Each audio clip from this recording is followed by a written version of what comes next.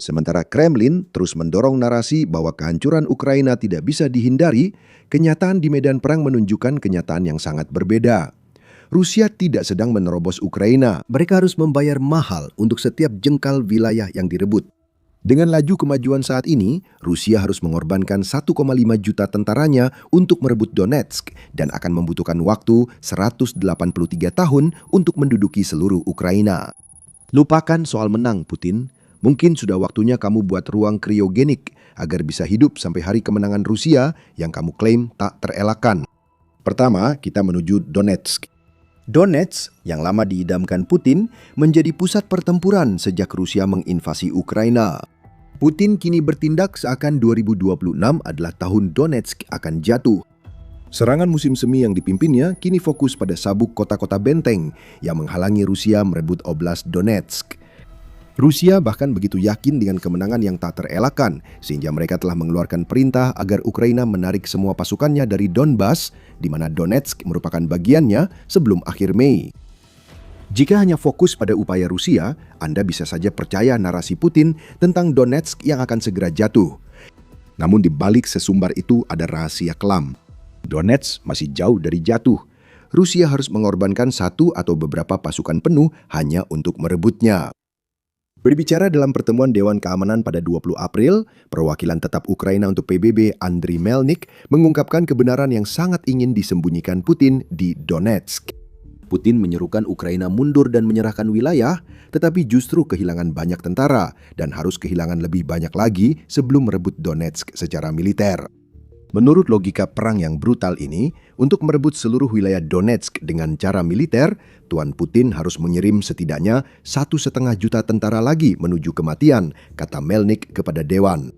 Dia menilai klaim Rusia yang meminta Ukraina mundur dari Donetsk tidak masuk akal, sebab sekitar 6.000 km persegi wilayah di sana masih dikuasai Ukraina. Wilayah 6.000 km itu menjadi tempat tinggal ratusan ribu warga sipil Ukraina, dan setiap seruan agar Ukraina menyerahkan wilayah berarti menyerahkan mereka ke rezim Rusia yang kejam, yang ingin menghancurkan semua yang berharga bagi Ukraina. Angkanya mengejutkan, tapi apakah perhitungannya masuk akal? Berdasarkan angka dari Melnik memang demikian, dan yang terburuk bagi Rusia adalah bahwa 1,5 juta itu bahkan mungkin masih perkiraan yang terlalu rendah. Kami akan jelaskan caranya sebentar lagi. Pertama, gunakan angka dari Melnik. Perwakilan Ukraina di PBB mendapat angka 1,5 juta lewat persamaan sederhana. Masih sekitar 6.000 km persegi wilayah Donetsk yang perlu diduduki Rusia. Saat ini, kata Melnik, Rusia kehilangan tentara dengan tingkat 254 orang untuk setiap kilometer persegi yang mereka rebut. Kalikan 6.000 dengan 254 dan Anda akan mendapatkan 1,524 juta korban jiwa. Kalaupun ada, Melnik justru meremehkan kerugian Rusia di Donetsk. Tambahan 24.000 korban jiwa bukanlah angka yang bisa diremehkan, bahkan jika Rusia dengan senang hati telah mengorbankan lebih dari jumlah itu setiap bulan di Ukraina selama bertahun-tahun. Namun disinilah situasi makin memburuk bagi Putin.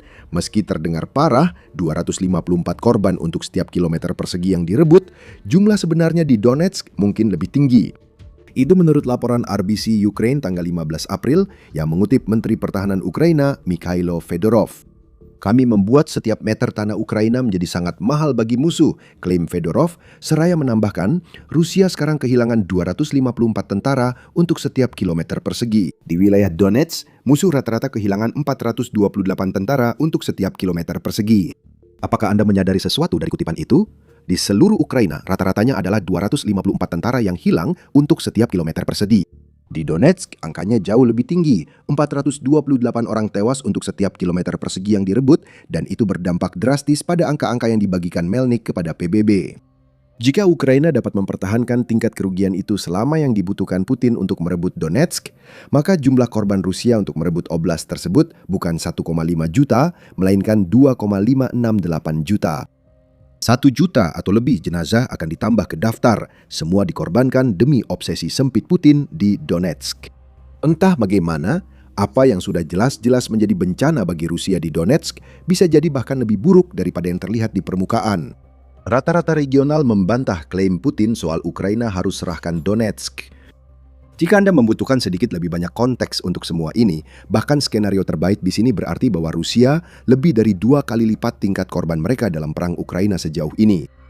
Antara saat Putin melancarkan invasi skala penuhnya dan 22 April Ukraina mengatakan bahwa Rusia telah kehilangan lebih dari 1,32 juta tentara. Jika angka Fedorov benar, korban Rusia hampir 3 kali lipat saat Donetsk jatuh. Kita pakai dulu perkiraan bahwa korban Rusia menjadi sekitar 2 kali lipat. Jadi apakah Rusia butuh 4 tahun lagi dan banyak korban untuk menguasai Donetsk? Tidak harus begitu.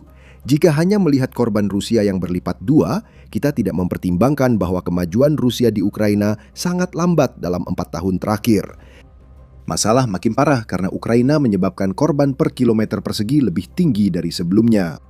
Kita bisa melihat pencapaian Rusia di tahun 2025 untuk menunjukkan hal itu. Menurut BBC, Rusia berhasil merebut 4.700 km persegi wilayah Ukraina pada tahun 2025. Panglima Angkatan Bersenjata Ukraina Alexander Siersky mengatakan bahwa Rusia kehilangan hampir 420.000 tentara untuk merebut wilayah sebanyak itu. Jadi, perhitungan matematika sederhana menunjukkan bahwa ini berarti tingkat korban sebesar 89,3 per kilometer persegi. Tingkat korban di Donetsk 3-5 kali lebih tinggi dari itu. Jadi yang kita lihat dari sini adalah bahwa ini sebenarnya bukan tentang Rusia yang benar-benar melambat total di Donetsk, sampai pada titik di mana mereka akan membutuhkan 4 tahun lagi untuk merebut wilayah tersebut. Jangan salah paham, memang ada perlambatan, dan itu berkontribusi pada masalah besar di Donetsk yang sekarang dihadapi Putin. Faktanya, Rusia kehilangan lebih banyak tentara per kilometer persegi dibandingkan titik manapun selama perang ini.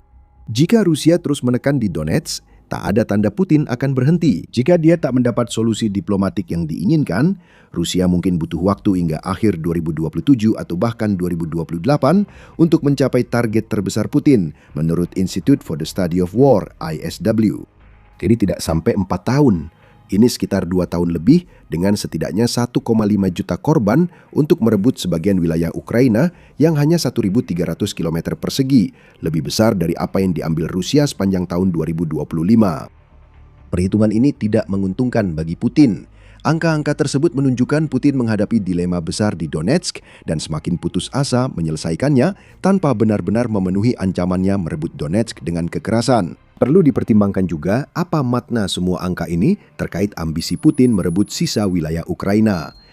Sebelum membahas lebih lanjut, Anda menonton The Military Show. Masih banyak konten serupa, jadi jangan lupa berlangganan jika channel ini bermanfaat. Jadi, Donetsk. Ini agak menjadi masalah bagi Putin. Keputusasaan mulai dirasakan oleh pemimpin Rusia, itulah sebabnya kita melihat tuntutan agar Ukraina menyerahkan Donetsk dan wilayah Donbas semakin meningkat. Tuntutan-tuntutan ini bukanlah hal baru.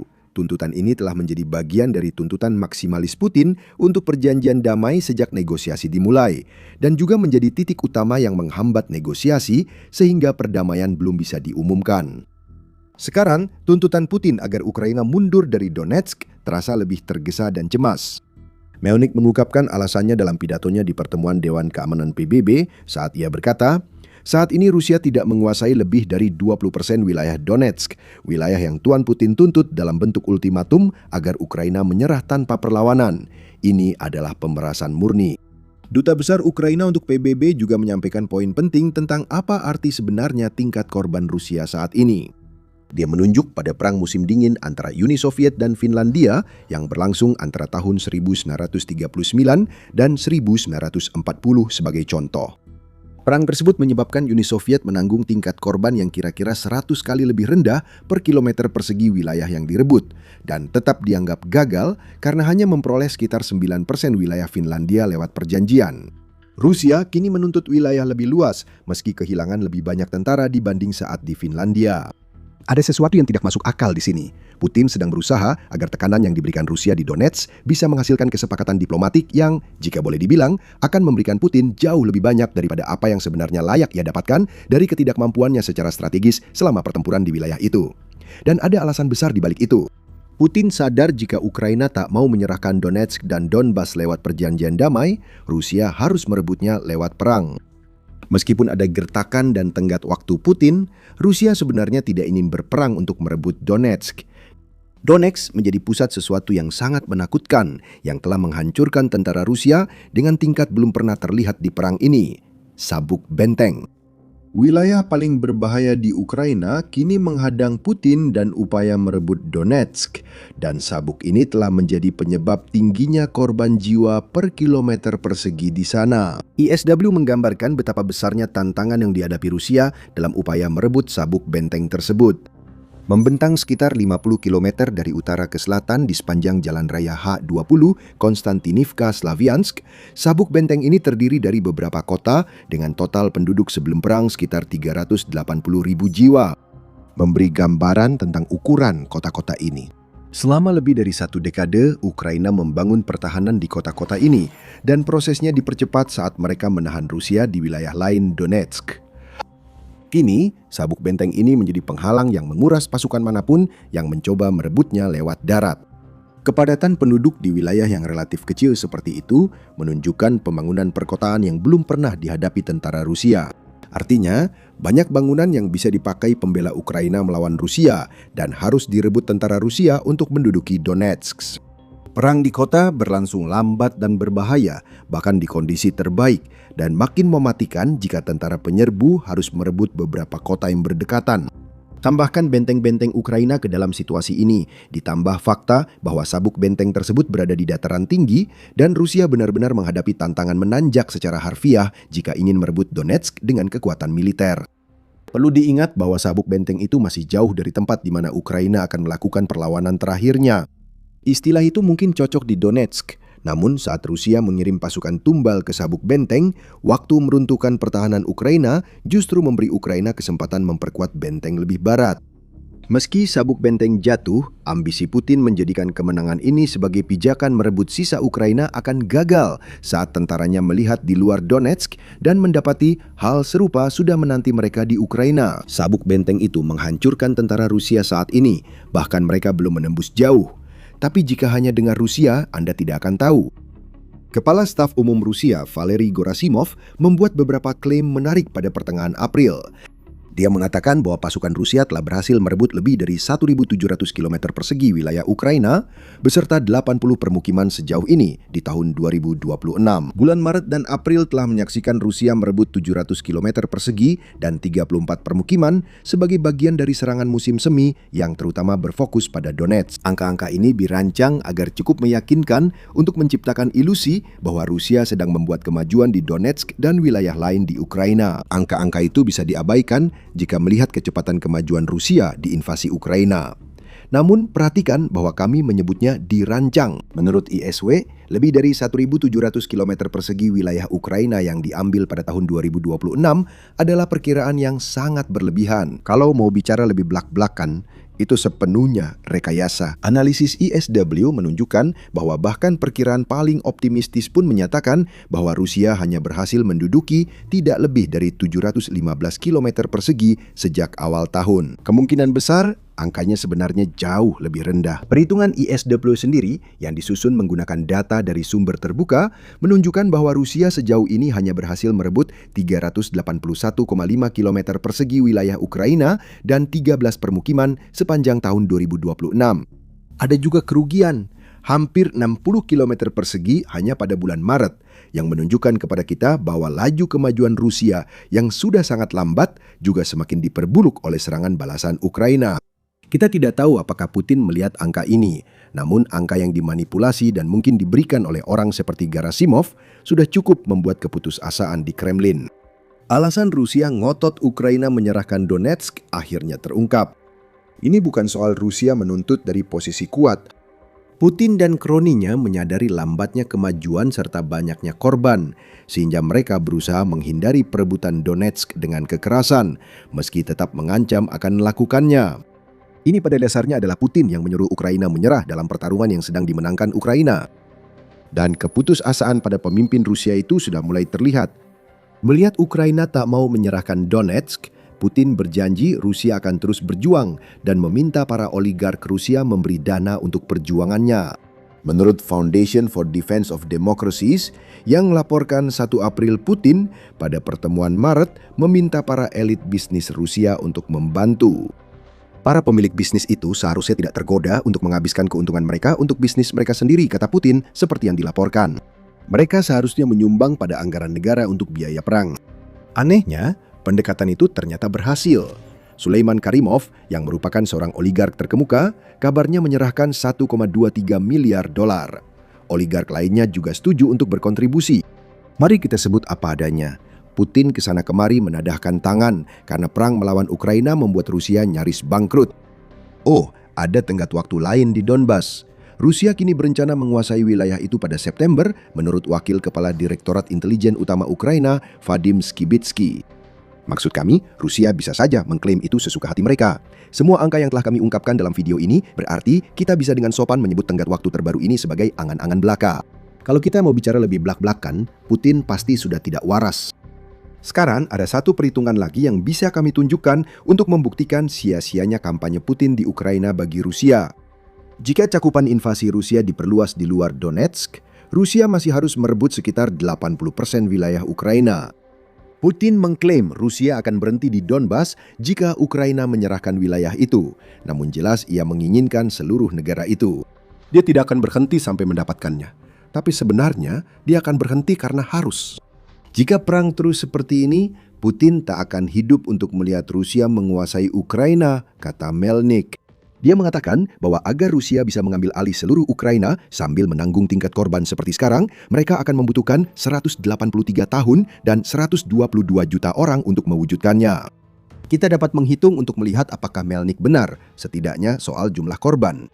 Menurut JIS Geografi, Ukraina adalah negara terbesar kedua di Eropa dan luasnya mencapai 603.628 km persegi. Per 4 Maret, Rusia menguasai 19,4% dari wilayah tersebut. Dan seperti yang Anda lihat sebelumnya, mereka tidak benar-benar membuat kemajuan cepat sejak saat itu.